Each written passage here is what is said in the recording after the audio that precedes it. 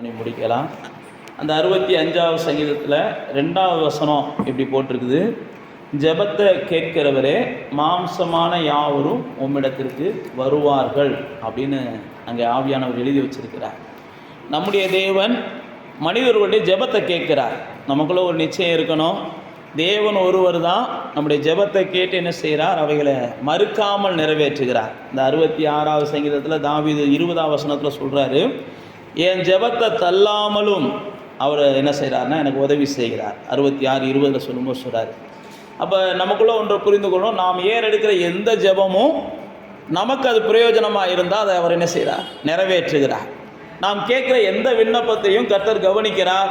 அது எந்த நேரத்தில் அவர் நிறைவேற்றணுமோ அந்த நேரத்தில் நிச்சயம் என்ன செய்கிறார், நிறைவேற்றுகிறார். அதனால தான் இங்கே வேதம் போட்டிருக்கு, ஜெபத்தை கேட்கிறவர் அவர் தான், ஜெபத்தை கேட்கிறவர் அவர் தான், நமக்கு இந்த ஜெபத்தின்படி பதில் தருகிறவர் அப்படின்னு உணர்ந்திருக்கிறவங்க அதைத்தான் ஆவியானவர் இங்கே எழுதி வச்சிருக்கிறார். மாம்சமான யாவரும் உம்மிடத்திற்கு வருவார்கள். அவர் தான் ஜெபத்தை கேட்கிறவர், அவர் தான் நம்முடைய ஜெபத்துக்கு பதில் தரக்கூடியவர், அவர் தான் நம்மளால் முடியாத காரியங்களை செய்யக்கூடியவர், அவர் தான் நமக்கு வேண்டப்பட்டதெல்லாம் நிறைவேற்றக்கூடியவர் அப்படின்னு தெரிஞ்சிருக்கிற யாராக இருந்தாலும் அவரை நோக்கி என்ன செய்வாங்களாம், தேடுவாங்களாம். அதுதான் இங்கே போட்டிருக்குது, ஜெபத்தை கேட்கிறவரே மாம்சமான யாவரும் உம்மிடத்தில் வருவார்கள் அப்படின்னு சொல்லி அந்த 65வது சங்கீதத்தில் 2வது வசனத்தில் போட்டிருக்கிறார். இப்படி போட்டுட்டு அடுத்து கீழே அவர் பார்த்தீங்கன்னா 4வது வசனத்தில் போட்டிருக்கும்போது, ஆண்டவருடைய சமூகத்துக்கு வருகிற அந்த பிரகாரங்களில் வந்து வாசமாக இருக்கிறவங்க பாக்கியவான்கள். அப்படின்னா என்னன்னா, என் ஜெபத்தை கர்த்தர் கேட்கிறார் அப்படின்ற தெளிவு யாருக்கு இருக்கோ அவங்க தான் அந்த பூமியில் யார், ஆசீர்வதிக்கப்பட்டவங்க, பாக்கியவான்கள். நான் என்ன எனக்கு வேணும்னு தேவன்கிட்ட கேட்குறோமோ அதை எனக்கு அவர் கொடுக்கிறவர் அப்படின்னா அவருடைய ஆலயத்தை நாடுகிறவர்கள், அவருடைய சமூகத்தை நாடுகிறவர்கள், அவர்களை தான் போட்டிருக்கு அவங்க பாக்கியவான்கள் அப்படின்னு போட்டு அதே வசனத்தில் போட்டிருக்கு, உம்முடைய பரிசுத்த ஆலயமாகிய உமது வீட்டின் நன்மையினால் அவர்களை திருப்தியாக்குகிறேன். யார் ஒருவர் ஆண்டவரே நீ என் ஜெபத்தை கேட்கிறவர் அப்படின்னு சொல்லி அவரை நாடுகிறார்களோ அவர்கள் திருப்தியாகும்படி கர்த்தர் என்ன செய்கிறாராம், அவர்களுக்கு நன்மையை செய்கிறாராம். அவர் என் ஜெபத்துக்கு பதில் தருவார், அவர் என் ஜெபத்தை கேட்பார், அவர் என் ஜெபத்தை தள்ள மாட்டார். நான் கேட்குற என் ஜெபத்துக்கு அவரிடத்துலேருந்து என்ன செய்யும், நிச்சயமாக ஒத்தாசை அனுப்பி தருகிறவர் அப்படின்ற நிச்சயத்தோடு இருக்கும்போது சங்கீதம் 121 சொல்லுது பாருங்க, உங்கள் கால்களை அவர் என்ன செய்ய மாட்டார், தள்ளாட விட மாட்டார். எனக்கு ஒத்தாசை அனுப்பி தருகிறவரே அப்படின்னு நீங்கள் சொன்னீங்கன்னா அவர் உங்கள் கால்களை தள்ளாட விட மாட்டார். அதே சங்கீதத்தில் பார்த்தீங்கன்னா, ஒரு எஜமானனுடைய கை எப்படி எஜமாட்டியுடைய கையை, எஜமானுடைய கையை வேலைக்காரர்களுடைய கண்கள் நோக்கி இருக்குதோ, எஜமானன்கள் எஜமாட்டி அப்படின்னா நாம் செஞ்ச வேலைக்கு கூலி கொடுக்குறவங்க, அவங்க கூலி எப்படா கொடுப்பாங்கன்னு சொல்லி அந்த வேலைக்காரங்க கண்கள் அவங்க கையை நோக்கி இருக்கிறதை போல எங்கள் கண் என்ன செய்யுது, தேவனே நாங்கள் கேட்குற விண்ணப்பத்தை எங்களுக்கு எப்பப்பா நிறைவேற்றுவீங்க அப்படின்ற ஏக்கத்தோடு என்ன செய்யுது, உம்மை நோக்கி இருக்கிறது அப்படின்னு அந்த சங்கீதத்தில் ஆவியானவர் நமக்கு எழுதி வைத்திருக்கிறார். அடுத்து பார்த்தீங்கன்னா அந்த 5வது வசனம் போட்டிருக்கு, பூமியின் கடையாந்திரங்கள்ல இருந்தும் அல்லது சமுத்திரங்களில் தூரமான இடங்கள்ல இருக்கிற எல்லாரும் நம்புகிற ஒரே நம்பிக்கை அல்லது ரட்சிப்பின் தேவன் நீங்கள் தான் பயங்கரமான காரியங்களை செய்கிறவர், நீங்கள் தான் என்ன செய்கிறீங்க, நீதியுள்ள உத்தரவை கொடுக்கிறவர். நீதியுள்ள உத்தரவு அப்படின்னா நாங்கள் ஜெபத்தை ஏறெடுக்கலாம், அந்த ஜெபத்தை எங்களுக்கு தந்தால் பிரயோஜனமாக இருக்குமா அப்படின்னு அவர் என்ன செய்கிறார், தீர்மானிக்கிறார். அந்த ஜெபத்தை இவங்களுக்கு எப்போ கொடுத்தா பிரயோஜனமாக இருக்கும் அப்படின்ற அதை அவர் தீர்மானிக்கிறார். அதனால தான் பைபிளில் போட்டிருக்குது, பல வசனங்களில் பார்த்தீங்கன்னா அவர் நம்ம ஜெபத்தை கேட்கும் போதெல்லாம் அவர் எல்லாத்தையும் கவனித்து வச்சுக்கிறார், நம்ம ஏறெடுக்கிற எல்லா ஜெபத்தையும் அவர் குறித்து வச்சுக்கிறார். ஆனால் எந்த நேரத்தில் இந்த ஜெபத்துக்கு பதில் இவங்களுக்கு கொடுக்கணுமோ அந்த நேரத்தில் கர்த்தர் என்ன செய்கிறார், நிச்சயமாக அந்த ஜெபத்துக்கான பதிலை தருகிறார். அதைத்தான் அந்த 5வது வசனத்தில் ஆவியானவர் நமக்கு எழுதி வைத்திருக்கிறார். அடுத்து பார்த்தீங்கன்னா தொடர்ந்து அந்த அந்த சங்கீதத்தை நீங்கள் வீட்டில் போய் வாட்சிங்கன்னா உங்களுக்கு சில விஷயங்கள் புரியும். இந்த 8வது வசனத்தில் போட்டிருக்காரு, காலையிலையும் மாலையிலையும் அவரிடத்துல ஜெபிக்கிற ஜனங்களை என்ன செய்கிறார்னா கலிகூற பண்ணுகிறார். காலையிலையும் மாலையிலையும் அவரிடத்துல ஜெபிக்கிற ஜனங்களை அவர் கலிகூற பண்ணுகிறார். 9வது வசனத்தில் போட்டிருக்கு, அவர்களை அவர் விசாரித்து அவர்களுக்கு வேண்டிய நீர் பாய்ச்சி அவர்களை என்ன செய்கிறார்னா நதியினால் செழிப்பாக்குகிறார். அப்புறம் என்ன செய்கிறாருன்னு போட்டிருக்குன்னா, அவர்களை திருத்தி அவர்களை விளைகிற ஒரு நிலமாக அல்லது விளைச்சல் தருகிறவர்களாக மாற்றுகிறார். யாரை? அவரிடத்தில் ஜெபிக்கிறவர்களை. ஆண்டவரே மாம்சமான யாவருக்கும் நீ தேவனாய் இருக்கிறீர், நீ தான் எங்களுக்கு கொடுக்கணும் ஆண்டவரேன்னு அவரிடத்துல ஜெபிக்கிறவங்கள அவர் விசாரித்து அவர்களுக்கு நீர் பாய்ச்சி அவங்க ஜீவ தண்ணீர் உள்ள தேவ நதியினால் அவர்களை செழிப்பாக்குகிறார்.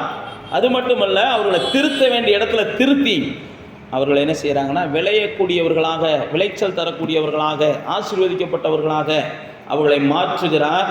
அடுத்து கீழே நீங்கள் வாசிச்சு பார்த்தீங்கன்னா, அவர்கள் வரப்புகள் தனியத்தக்கதாக படைசால்களுக்கு தண்ணீரை இறைச்சி மலைகளால் எல்லாத்தையும் கரைய பண்ணி என்னென்ன பிரச்சனை இருக்கோ, என்னென்ன போராட்டம் இருக்கோ எல்லாத்துக்கும் ஒரு முடிவை கொடுக்குறார். ஜெபிக்கிறவங்களுக்கு எல்லாத்தையும் கரைய பண்ணுறார், எல்லாத்தையும் மாற பண்ணி அவர்கள் பயிரை ஆசீர்வதிக்கிறார். அப்படின்னா அவருடைய வம்சத்தை ஆண்டவர் என்ன செய்கிறார்? ஆசீர்வதிக்கிறார்.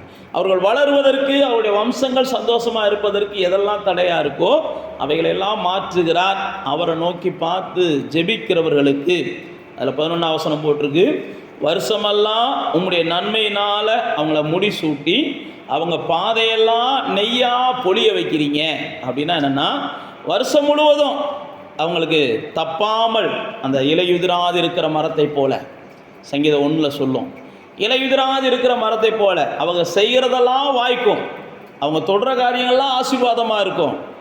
இங்கே வேதம் சொல்லுகிறது யாருக்கு அப்படின்னா, ஜெபத்தை அவர் கேட்கிறவர் என்ற நம்பிக்கையோடு அவரிடத்தில் ஜெபிக்கிறவங்களுக்கு. அதுதான் போட்டிருக்காரு, அவங்க வருஷமெல்லாம் நன்மையினால் நிறைஞ்சிருப்பாங்க, அவங்க பாதையெல்லாம் நெய்யாக இருக்கும், அவங்க தொடுறதெல்லாம் ஆசீர்வாதமாக இருக்கும், அவங்க செய்கிறதெல்லாம் ஆசீர்வாதமாக இருக்கும், அவங்க போகிற இடத்துலலாம் ஆசீர்வாதமாக இருக்கும், அவங்க இருக்கிற இடத்துல சமாதானம் இருக்கும் அப்படின்ற இடத்துல ஆவியானவர் எழுதி வைத்திருக்கிறார். அடுத்து வனாந்திர தாபரங்களிலே அங்கே போட்டிருக்க அந்த 12ஆம் வசனத்தில் மேடுகளை சுற்றிலும் அவங்க பூரி பார்க்குறாங்க. கடைசியாக அந்த 13ஆம் வசனத்தில் போட்டிருக்கும்போது, மேய்ச்சல் உள்ள வெளிகளிலே ஆடு நிறைந்திருக்கிறது, பள்ளத்தாக்குகள் தானியத்தால் மூடி இருக்கிறது, அவைகள் கம்பீரித்து பாடுகிறது அப்படின்னு போட்டு முடிச்சிருக்கிறார் இந்த சங்கீதத்தை. அப்படின்னா என்ன அர்த்தம்னா, அவர்கள் எப்பயும் பசுமையும் புஷ்டியுமாக இருக்கும்படிக்கு கர்த்தர் அவர்களுக்கு அனுகிரகம் பண்ணுகிறார். எப்பயும் அவர்களுடைய வாழ்க்கையில் புலம்பலும் அவருடைய வாழ்க்கையில் இருக்கிற தவிப்பையும் மாற பண்ணி அவர்களுக்கு கம்பீரமான பாடல்களை அவர்களுடைய நாவுகளில் கொடுக்கிறார். அவர்களுடைய புலம்பலும் பைபிளில் போட்டுருக்காருங்க, சஞ்சலமும் தவிப்பும் ஓடி போயிடும். அவங்க மேலே என்ன செய்து நித்திய மகிழ்ச்சி தங்கி இருக்கும். அவங்க எப்பயும் கம்பீரமாக இருப்பாங்க. நீதிமான்களுடைய கூடாரத்தில் கம்பீர சத்தம் எப்பயும் இருக்கும். அப்போ நானும் நீங்களும் கம்பீரமான சத்தத்தை எப்பயும் கேட்கணும், பேசணும் அப்படின்னு ஆண்டவர் விரும்புகிறார்.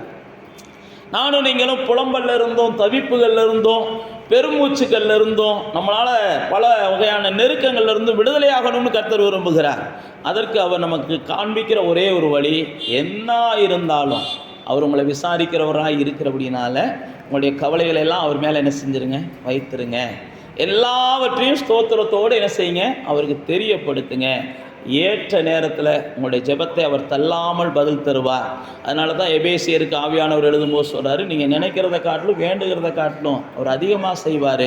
அதனால் நீங்கள் என்ன செய்யுங்க, உங்களுடைய சூழ்நிலைகளை மனசுக்குள்ளேயே வச்சுக்கிட்டு இருக்காம, உங்கள் பிரச்சனைகளை உங்கள் மனசுக்குள்ளேயே வச்சுக்கிட்டு இருக்காம, உங்களுடைய போராட்டங்களை உங்கள் மனசுக்குள்ளேயே வச்சுக்கிட்டு இருக்காம, ஜெபத்தை கேட்குறவரே நீங்கள் தான்ப்பா, நீங்கள் தான் என் ஜெபத்தை கேட்கக்கூடியவர், எனக்கு பதில் கொடுக்கக்கூடியவர்னு சொல்லி அன்னாலை போல ஆண்டவருடைய சமூகத்தில் போய் மனதின் பாரங்களை இறக்கி வச்சுட்டு பைபிளில் போட்டிருக்கு. அதுக்கப்புறம் அண்ணா என்ன செஞ்சாங்க, துக்க முகம் இல்லாமல் இருந்தாங்கன்னு போட்டிருக்கு. நானும் நீங்களும் ஆண்டவருடைய சமூகத்தில் இறக்கி வச்சுட்டு கொஞ்சம் துக்க முகத்தை மாற்றும் போது தான் கர்த்தருடைய செயல்களை நம்ம பார்க்க முடியும். அதனால் நமக்குள்ள ஒரு நிச்சயம் இருக்கணும், என்னுடைய ஜெபத்திற்கு கர்த்தர் நிச்சயமாக ஏற்ற நேரம் பதில் தருவார்.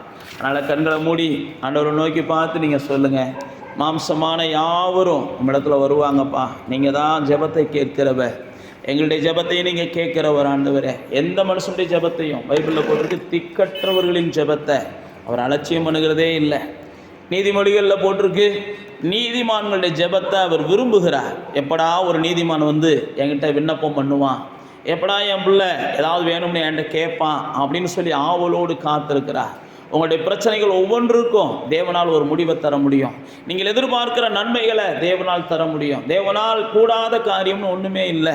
நீங்கள் எதிர்பார்க்கிற அதிசயங்களை தேவனால் செய்ய முடியும். அதனால் நீங்கள் செய்ய வேண்டியதெல்லாம் பைபிளில் போட்டு அவர் எல்லாவற்றையும் அறிந்திருக்கிறார். ஆனாலும் நீங்கள் அவருக்கு தெரியப்படுத்தணுன்றது அவருடைய விருப்பமாக இருக்கிறது, அவருடைய விண்ணப்பமாக இருக்கிறது. அதனால் தேவனுக்கு உங்களுடைய விண்ணப்பத்தினாலே உங்களுடைய ஜெபங்களை தெரியப்படுத்துங்க. அதிசயமான